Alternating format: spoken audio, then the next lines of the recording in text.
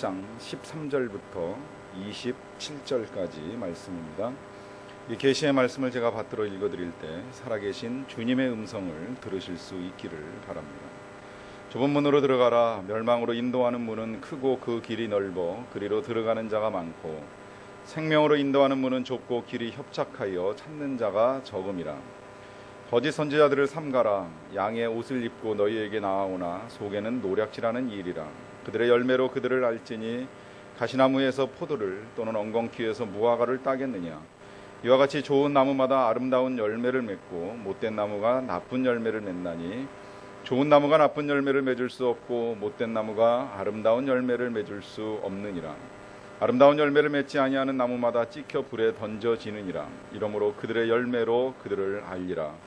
나더러 주여 주여 하는 자마다 다 천국에 들어갈 것이 아니요 다만 하늘에 계신 내 아버지의 뜻대로 행하는 자라야 들어가리라.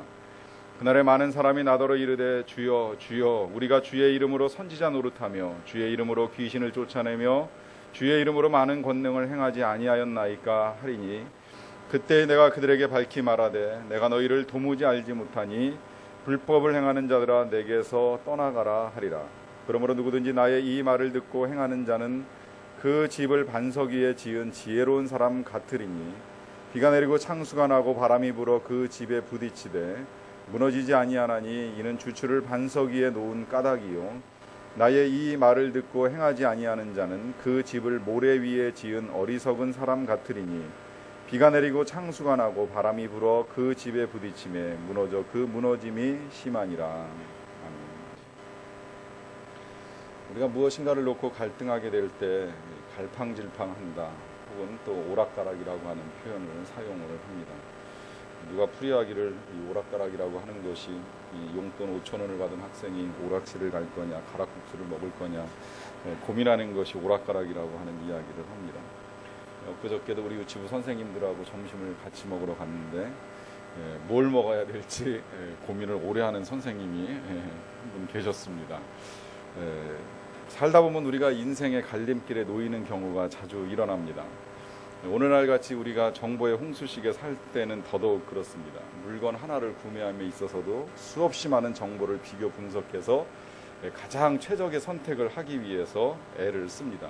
그러나 아무리 그럴지라도 항상 최선은 아닐 수 있습니다.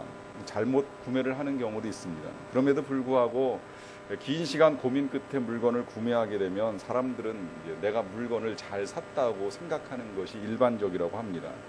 그걸 소비심리학에서는 이렇게 말하더라고요. 긴 시간의 고민 끝에 내린 결정은 잘못된 결정이라고 할지라도 당사자는 옳은 결정을 했다고 믿고 싶은 성향을 지닌다는 겁니다. 그러나 문제는 그렇게 믿는 것과 결과는 다를 수 있다는 이야기입니다. 한때 미국에서는 주거지역을 형성할 때 항상 그 주거지역의 끝자락에는 이제 막다른 골목을 만드는 형태를 띄었습니다. 길 끝을 막아놓으면 차량들이 고속 질주하는 것을 막을 수 있기 때문에 그만큼 아이들에게 위험이 예방될 수 있다고 생각을 한 것입니다. 그런데 최근의 연구 결과에 따르면 막다른 골목이 오히려 어린아이들에게 더 가장 위험한 환경이 된다는 결론이 나왔습니다. 이유는 질주하는 차량에 의하여 아이들이 사고를 당하는 것이 아니라 막다른 골목에 도착했다가 후진에 나오는 차량에 의하여 사고를 당하는 일들이 많이 일어나기 때문입니다. 그래서 지금은 오히려 이 막다른 골목을 못 만들게 하는 정책을 취하는 도시들이 늘어나고 있다고 합니다. 믿는 것과 실제 결과가 다르다라고 하는 것입니다. 그래서 행동경제학자인 하워드 댄포드는 불합리한 지구인이라고 하는 책에서 인간의 결정이 얼마나 불합리한가라고 하는 것을 지적을 합니다. 예를 들어서 이런 설명을 하는 거예요. 어떤 홈쇼핑에서 모공을 세정하는 초음파 미용기를 판매를 합니다. 이 미용기를 구매하면 그 미용기 본체 외에도 전용 젤 3병과 또 외출 전용 파우치 그리고 세안 후에 사용하는 예쁜 페이스 타월도 무료로 준다고 합니다. 그리고 그것도 이 홈쇼핑이 방송되는 중에 구매를 하게 되면 전용제를 3병 더 추가로 구성해서 이제 보내주겠다 하는 이제 그런 내용이었습니다. 여러분 왜 이 방송, 이 홈쇼핑에서 이렇게 하는 걸까요? 정말 그렇게 다 주고 이 홈쇼핑은 이익을 취할까요? 취하지 아니할까요? 우리는 그 홈쇼핑이 그 많은 것들을 다 구성을 해서 소비자에게 보낸다고 할지라도 그 홈쇼핑은 절대 망하거나 손실을 보지 않으리라고 하는 것도 알고 있습니다. 또 한편 우리가 이런 질문도 해볼 수 있습니다. 그렇다면 굳이 그 많은 것들을 다 묶어서 소비자에게 보내는 것보다는 하나하나 이렇게 잘라서 판매를 하면 필요에 따라서 필요한 것만 이렇게 개별적으로 구입을 하면 소비자도 좋을 텐데, 막상 모든 것을 묶어준다고 해가지고 사기는 샀는데 보니까 이 많은 양의 물건들이 다 필요 없는 일들을 겪게 되는데 왜 홈쇼핑은 이런 식으로 물건을 판매하는 것일까라고 하는 이제 질문을 제기하는 겁니다. 사실은 이제 홈쇼핑 입장에서 보면 각각의 물건을 팔아가지고 단가를 받는 것과 또 여러 개의 물건을 묶어가지고 보내서 이제 종합된 가격을 받는 것과 쇼핑 입장에서는 크게 차이가 안 난다라고 하는 것입니다. 항상 거기는 이제 자신들이 취할 일정한 마진만 취하면 되기 때문에 소량이든 대량이든 이득은 똑같다는 거예요. 그런데 이제 문제는 소비자 입장에서 봤을 때 하나의 상품을 받는 것보다는 여러 개로 구성된 상품을 받으면 기쁨이 몇 번에 걸쳐서 반복되므로 같은 가격일 경우에는 단품일 때보다 상품에 대한 만족도가 훨씬 더 커진다는 겁니다. 그래서 항상 홈쇼핑은 이보다 더 좋은 구성이 있을 수 없다고, 또 지금 사면 반드시 뭘 하나 더 받게 돼 있다라고 하는 문구를 가지고 사람을 홀리는 일을 하게 됩니다. 더 주는 것 같지만 실상은 물건을 하나라도 더 팔기 위한 전략이라고 하는 것입니다. 그럼에도 불구하고 소비자들은 늘 방송을 보면서 자신도 모르게 전화기를 들고 구매를 합니다. 이것이 우리 인간의 결정이 불합리한 증거 중에 한 가지라고 하는 것입니다. 오늘 인터넷 쇼핑 또 홈쇼핑 시대 클릭 한 번이면 장바구니가 우리 집 앞에까지 도착을 한다는 광고를 저도 보고 있습니다. 놀랍게도 이걸 한 번도 해본 적이 없다는 집사님을 제가 만났습니다. 신기하다는 생각이 들어서 이제 여쭤봤어요. 왜냐하면 저도 홈쇼핑을 합니다. 저는 특히 이제 책을 제 사무실에 앉아서 구매하는 일이 정말 많습니다. 근데 왜 이제 그 홈쇼핑을 하지 않느냐 했더니 이유가 분명합니다. 첫째는 중독될 가능성입니다. 이 쇼핑에 대한 중독, 또 매체에 대한 중독을 이제 피하고자 하는 의지가 있더라고요. 또 하나는 이제 불필요한 쇼핑을 줄이겠다고 하는 생각입니다. 쓸데없이 사들였다가 버려지는 것이 있을 수 있다라고 하는 것 때문에 꼭 필요한 목록만을 적어가지고 마트에 가서 그것만 딱 이제 구매해가지고 오는 습관을 지금까지 그냥 유지하고 계시는 것이었습니다. 어떻게 보면 불편한 길입니다. 좁은 길이라고도 할 수 있습니다. 그러나 그 결과는 확실히 지혜롭다는 생각이 들었습니다. 제가 대화를 나누다가 제가 그 이야기를 했어요. 인터넷으로 책을 구매하는 이유가 있습니다. 책값이 기본적으로 10%는 저렴하고요. 이제 올해 그렇게 책을 사버릇하다 보니까 VIP 회원이 돼가지고 저는 뭐 이제 어떤 거는 뭐 20%, 30%까지 혜택도 보고 또 그냥 책을 사는 일이 아니어도 그 서점 근처에 볼 일이 있어서 가게 되면 서점에서 2시간 내지 3시간 이제 무료 주차를 해주는 혜택도 있고 또 여러 가지 혜택들로 인해 가지고서 이제 제가 인터넷으로 책을 구매하는 일을 하는데, 만약에 10%의 혜택을 가지고 책을 산다고 하더라도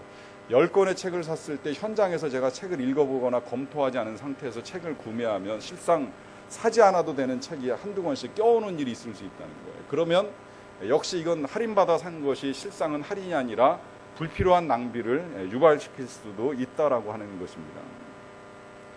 그래서 결정을 고민할 때 제가 어떤 그 고민 앞에 어떤 방법을 취할 것인가라고 하는 것을 수요일에 한번 제가 가르쳐 드린 적이 있습니다. 여러분, 살까 말까 하는 거 있으면 절대 사지 마십시오. 당장 필요한 것이 아니기 때문에 고민하는 것이니까 필요하다면 살지 몰라도 이거 살까 말까 갈등이 생기면 그거는 안 사도 된다 생각하면 틀림이 없습니다. 반대로 갈까 말까 하는 곳이 생겨나면 무조건 가시면 됩니다. 이 고민하는 이유는 분명합니다. 가기는 가야 되겠는데 지금 가기가 싫은 것입니다. 특히 이제 교회에서 그런 곳을 우리가 많이 만나게 됩니다. 교회에 오게 되면 꼭 해야 되는 일 아닌 경우들이 종종 있습니다. 왜냐하면 교회는 모든 것을 그 어떤 것도 강제할 수가 없기 때문입니다. 뭐 예를 들어 우리 지금 3시에 선교훈련 모임을 하고 있는데 선교훈련 꼭 참석해야 되나요? 물어보는 사람들 계시면 이유가 분명해요. 참석하고 싶은 사람들은 그런 질문 절대 하지 않습니다. 그런데 빨리 집에 가고 싶거나 또 다른 약속이 있으니까 그거 해야 됩니까? 안 하면 안 됩니까? 이런 질문을 한다는 이야기예요. 이 두 가지 말고 오늘 제가 몇 가지를 더 가르쳐 드리는데요. 먹을까 말까 고민이 되면 드시지 마십시오. 먹고는 싶은데 왠지 먹고 나면 후회할 것 같은 음식 앞에 있을 때 우리가 이런 고민을 하는 겁니다. 뭐 밤에 먹는 라면, 통닭, 피자 역시 그렇지요. 또 길거리 음식들 갈등이 될 때는 먹는 것보다 안 먹는 게 훨씬 더 좋습니다. 뭐 배가 고파서 돈은 없고 먹을 수밖에 없는 상황이라면야 고민할 것도 없겠지만 그렇지 않은 경우에 그 고민은 단순해집니다. 혹 이런 질문도 할 수 있어요. 그래도 먹는 즐거움이 있지 않은가. 그런데 항상 유혹은 그렇게 찾아옵니다. 성경도 처음에 아담이 시험에 넘어갈 때는 먹음직했어요. 그 선악과가. 그게 유혹의 출발점이었습니다. 그러니까 먹을까 말까 고민이 들 땐 안 드시는 게 최선이라고 생각을 하면 됩니다. 그 다음에 이제 또 할까 말까 하는 일을 어떻게 하느냐라고 하는 건데 이건 판단의 기준이 있습니다. 아마 이 일이 이제 제일 많이 여러분들이 경험하게 되시는 일일 텐데요. 이때 선택의 기준을 제가 가르쳐 드립니다. 그 일이 힘든 일이면 하십시오. 하기 싫은 일이면 하십시오. 하고 싶은 일이면 갈등할 거 없고요. 또 쉬운 일이면 안 해도 됩니다. 이게 쉬운 일이면 나 아닌 다른 누구도 얼마든지 할 수 있는 일들입니다. 내가 하기 힘든 일이니까 하기 싫은 것이고 그러니까 내가 해야 된다라고 생각을 하시면 틀림없습니다. 또 이런 기준을 가지고도 생각을 해볼 수 있습니다. 그 일의 결과가 당장 좋은 것이면 안 해도 됩니다. 주로 쾌락으로 흐를 수 있는 가능성이 많은 일들입니다. 그러나 당장에는 좋아 보이지 않겠지만 긴 시간 동안 장기적인 안목에서 봤을 때에 마음의 만족을 주는 일이나 혹은 영적으로 도움이 되겠다 싶은 일들이면 하면 좋습니다. 이게 판단의 기준입니다. 우리는 수없이 많은 선택 앞에 놓이게 됩니다. 앞으로 갈수록 더 많은 선택이 놓이게 될 것입니다. 제가 이렇게 생각을 해보니까요. 이 세월이 흘러가면 흘러갈수록 우리는 이제 더 많은 선택의 갈림길에 놓이게 됩니다. 제가 어렸을 때 생각해 보니까 제가 어렸을 때 보던 TV의 채널은 딱 3가지였어요. 3가지 방송밖에 없었습니다. 몰라요. 그 이전엔 또 그거보다 더 적었는지 모르겠는데 제가 TV를 볼 땐 딱 프로가 3군데에서밖에 선택의 여지가 없었어요. 어느 날 이게 이제 4개가 되고 5개가 되더니 이제 요새는 수십 수백 개가 되잖아요. 그것도 그 시간에 안 보면 안 되는 거였었는데 이제는 내가 원하는 시간에 얼마든지 내가 보고 싶은 것을 선택할 수 있는 이제 이런 상황에 우리가 놓이게 되었습니다. 그러면서도 여러분들 가끔 그런 말씀 하지 않습니까? 채널은 많은데 볼 게 없다. 그러죠. 저도 가끔 운동을 하러 가서는 이제 집에서는 지금 5개 채널짜리 TV를 보지만 운동을 하러 가면 이제 그 런닝머신 앞에 그 수십 개의 채널이 나오는 TV 앞에 서게 되는데 늘 서서 이렇게 채널을 돌리다 보면 드는 생각이 진짜 볼 게 없다 이런 생각이 들어요. 선택은 수없이 많은데 그 수없이 많은 선택들 가운데 내 마음에 만족을 줄 만한 결정을 내릴 수 있는 것이 별로 없다는 거예요. 근데 그런 일들은 갈수록 늘어납니다. 수없이 많은 선택의 일들 앞에 우리가 놓이게 됩니다. 우리가 가장 즐겨 마시는 음료 중에 하나가 커피인데 이 커피도 과거에는 그냥 뭐 삼박자 커피, 다방 커피, 청와대 커피 이게 다 똑같잖아요. 이게 다 같은 커피인데 이제 오늘날에는 그 커피가 이거를 뭐 아메리카노냐 에스프레소냐 거기에 우유를 넣을 거냐 말 거냐 차게 할 거냐 뜨겁게 할 거냐 우유는 데칠 거냐 거품을 낼 거냐 그러고 나서 거기에 시럽을 넣을 거냐 말 거냐 사이즈는 큰 거냐 작은 거냐 아니면 중간이냐 엄청난 선택이 나옵니다. 뭐 즐기는 사람들은 이걸 즐기겠지만 골치 아픈 사람들은 그냥 그래서 아무렇게나 달라고 하는 이야기를 하게 되죠. 이 음료 하나 선택하는 건 우리가 그냥 정말 주는 대로 먹을 수 있고 아무렇게나 먹을 수 있을지 모르겠지만 그러나 때때로 우리는 우리의 인생 속에서 그렇게 아무렇게 선택해서는 안 되는 일들을 만날 때가 있습니다. 이 갈림길 앞에서 이 선택 속에서 오늘 우리가 어떤 인생의 길을 걸어갈 것인가에 대하여 주님은 우리에게 아주 귀중한 지침을 주고 있습니다. 13절의 말씀입니다. 좁은 문으로 들어가라. 멸망으로 인도하는 문은 크고 그 길이 넓어서 그리로 들어가는 자가 많고 생명으로 인도하는 문은 좁고 길이 협착하여 찾는 자가 적음이라. 만약에 우리 앞에 2개의 문, 하나는 좁은 문이고 하나는 넓은 문이 놓여 있다면 좁은 문으로 들어갈 것을 주님은 말씀하십니다. 이유는 그 길이 생명으로 인도하는 문이라고 말씀하십니다. 그러나 일반적으로는 사람들이 그런 선택을 하지 않는다는 거예요. 이유는 생명으로 인도하는 문은 길이 좁고 협착하여서 힘들다는 겁니다. 반면에 멸망으로 인도하는 문은 그 길이 크고 넓어서 그리로 들어가는 사람이 아주 많다고 말씀을 하고 계십니다. 여러분 우리가 이제 여기서 생각해 봐야 될 것이 먼저 많은 사람이 간다고 해서 이것이 과연 옳은 길이냐, 이것이 과연 좋은 길이냐라고 하는 것을 우리가 생각을 해봐야 된다라고 하는 것입니다. 그런 이야기가 있죠. 요새 공처가가 점점 많아지니까 정말 얼마나 공처가가 많은지 길 가는 남자들을 세워놓고 공처가이십니까? 공처가라고 생각하면 이쪽에, 아니라고 생각하면 이쪽에 쓰라고 이렇게 갈라 세웠더니 대부분의 사람들이 다 이쪽 공처가 쪽에 서더라는 거예요. 거의 모든 사람들이 다 나는 공처가라고 생각을 한다는 겁니다. 그런데 그 중에 한 사람이 반대편에 섰길래 너무나 신기해가지고 당신은 스스로가 공처가라고 생각을 안 하시냐고 질문을 했더니 그 사람 하는 말이 우리 집사람이 절대 사람 많은 데는 가지 말라고 해가지고 이쪽에 혼자 서 있는 거라고 그런 이야기를 했다는 얘기가 있습니다. 이런 사람은 이제 공처가를 뛰어넘어서 경처가라고 표현을 하더라고요. 놀랄 경자. 부인의 그림자만 보여도 가슴이 벌렁벌렁하고 어쩔 줄 몰라 하는 이제 그런 사람입니다. 사람이 많다고 해서 그것이 선은 분명히 아닐 수 있습니다. 그런데 왜 사람들은 많은 사람들 틈에 서려고 할까요? 생각해 보면 그 이유는 아주 단순합니다. 그 이유는 두려움 때문입니다. 다른 사람들과 함께 가지 아니하면 나 혼자 가다가는 무슨 일을 겪게 될지도 모르는 것에 대한 막연한 두려움이 우리로 하여금 많은 사람들이 가고 있는 넓은 길을 택하게 한다는 것입니다. 게리 하우겐이 정의를 위한 용기라고 하는 책에서 이런 말씀을 합니다. 문제의 핵심을 파고 들어가면 대부분의 문제는 바로 두려움이다. 우리는 두려워한다. 두려워하는 것이 수없이 많다. 사실 두려운 게 너무나도 많아서 하나님이 원하시는 일을 하려고 하는 시도조차 하지 않는다. 문제는 두려움이라는 거예요. 이 두려움이라는 것 때문에 우리는 넓은 길, 남들이 다 가는 길, 때로는 그 길이 멸망의 길이라고 할지라도 그 길을 선택한다는 겁니다. 그러나 주님은 그 길은 절대 생명의 길이 아니라고 말씀하십니다. 그럼에도 불구하고 사람들이 좁은 길을 선택하려고 하지 아니하는 이유, 이 길은 쉽지 않기 때문입니다. 힘이 듭니다. 오늘 성경도 잘 보면 그냥 좁은 문을 통과해서 끝나는 것이 아니라 좁은 문을 통과하고 나면 좁은 길을 가야 되는데 그 길이 좁고 협착하다고 말씀을 해요. 우리가 그냥 길 하나를 놓고 그냥 생각을 해보면 넓은 길은 다른 사람들과 휩쓸려 갈 때 내가 같이 가는 친구들이나 혹은 사랑하는 사람들과 함께 나란히 손붙잡고 가는 거, 어깨동무하고 가는 거 별로 어려운 일이 아닙니다. 그러나 좁은 길을 갈 때는 손잡고 가는 것도 어렵고 그 길이 더 좁아질 때에는 잡은 손도 때로는 놔야 됩니다. 나 혼자만이 그 길을 빠져나가기 위해서 애를 써야 되는 시간들이 있습니다. 이것이 사람에게 외로움으로 두려움으로 다가오다 보니까 그 길을 가는 것이 힘들다는 거예요. 그러나 주님은 그럼에도 불구하고 분명하게 우리가 좁고 협착한 길을 갈 것을 당부하십니다. 그러면서 오늘 본문에서는 각기 다른 길로 간 두 종류의 사람을 예를 들어서 보여줍니다.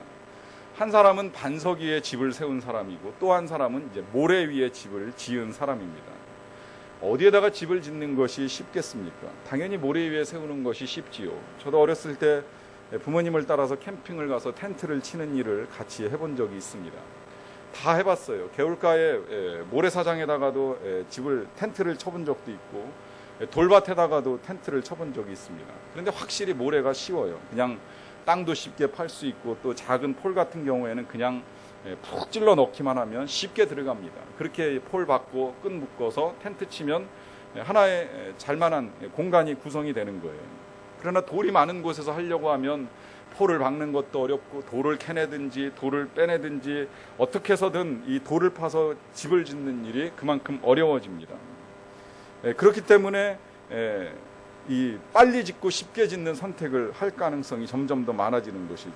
그러나 성경은 오늘 그렇게 집을 짓는다고 할지라도 그 집을 지은 결과는 완전히 다르다고 말씀을 합니다.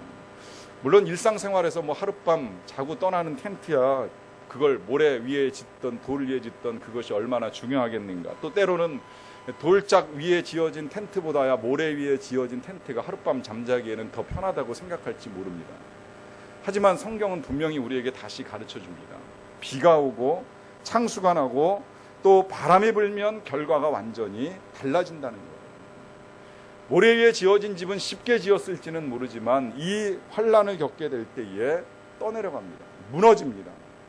그러나 반석 위에 지은 집 세우는 어려움은 있었을지라도 이런 고통과 환난 속에서 흔들리지 아니합니다.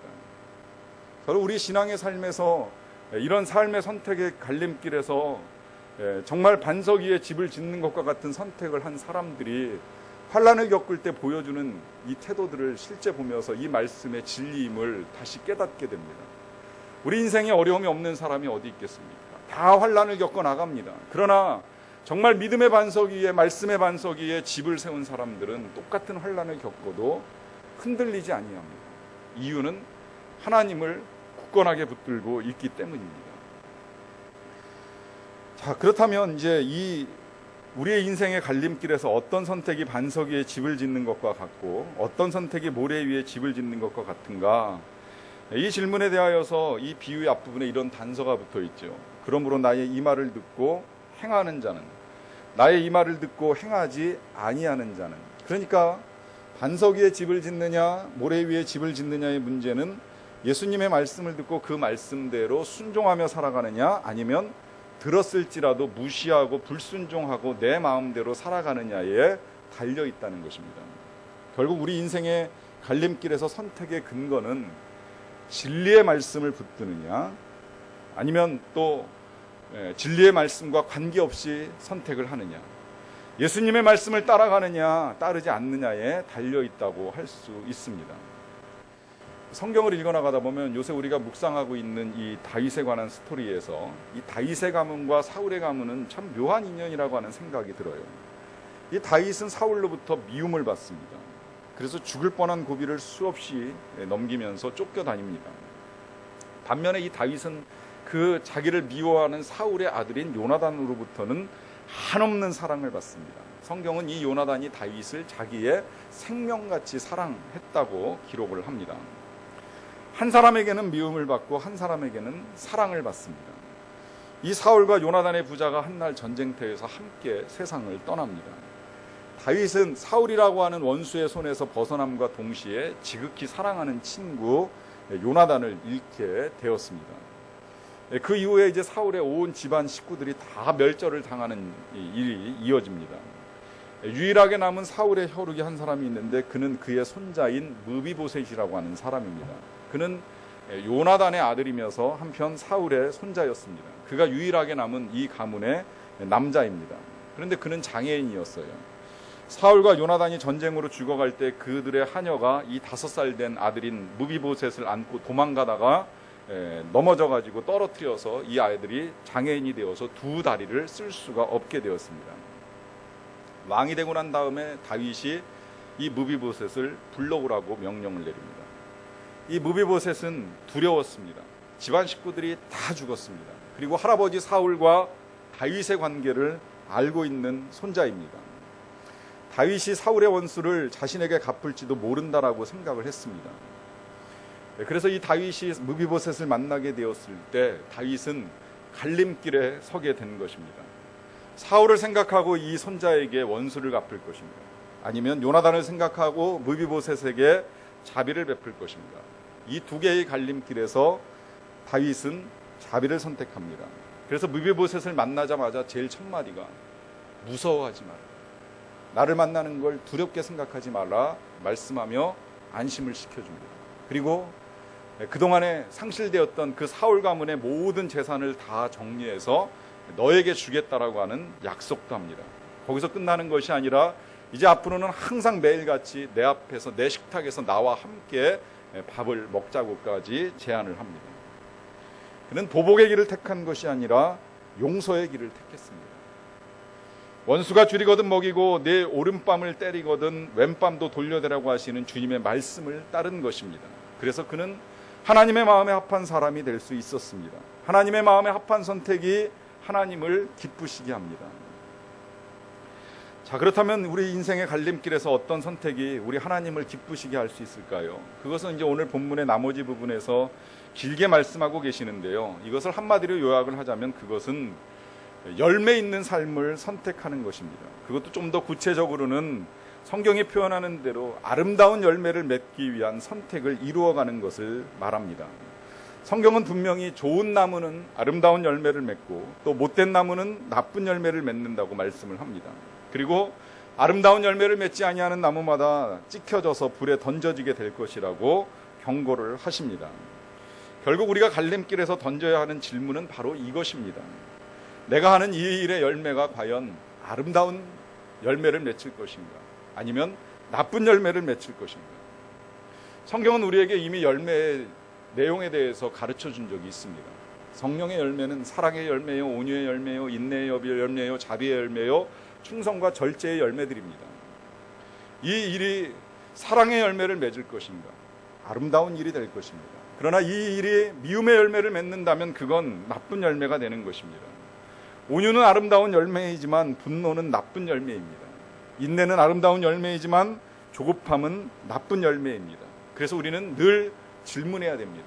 이 일의 열매는 과연 어떠할 것인가? 여러분, 이렇게 질문을 하셔도 좋습니다. 이 일이 하나님의 영광을 위한 것인가?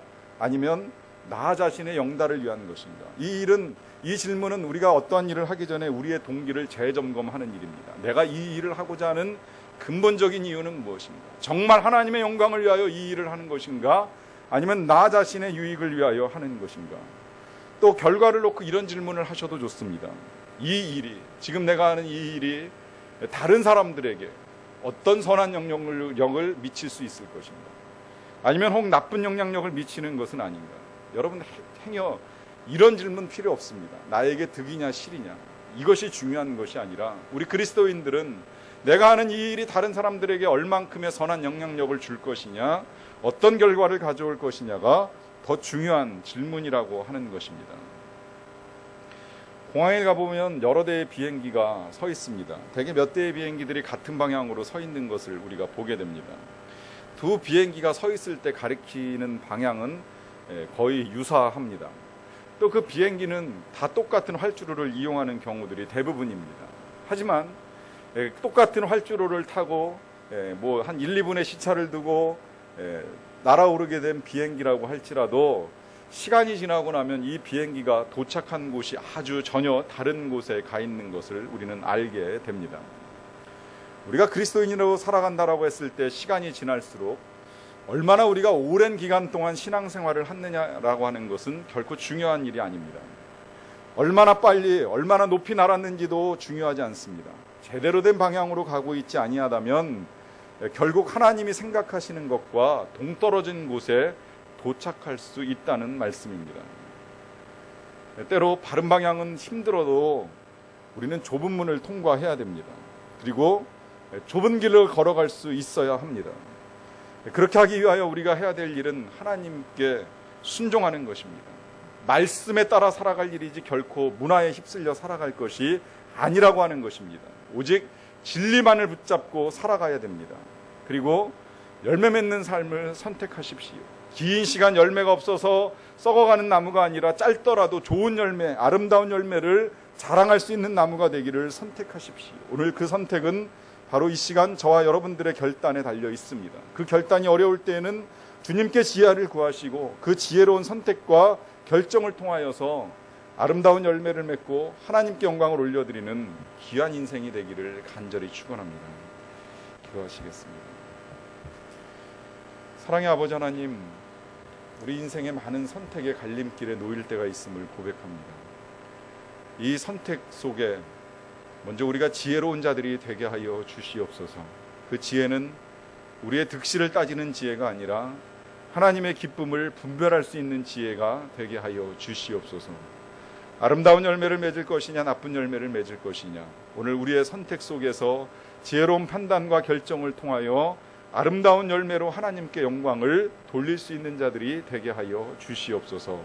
반석 위에 집을 지은 자들과도 같이 정말 말씀을 따라 순종함으로 인하여서 어떤 상황 속에서도 하나님의 기쁨이 될 수 있는 하나님의 자녀로 이 세상을 살게 하여 주시옵소서. 예수님의 이름으로 기도하옵나이다.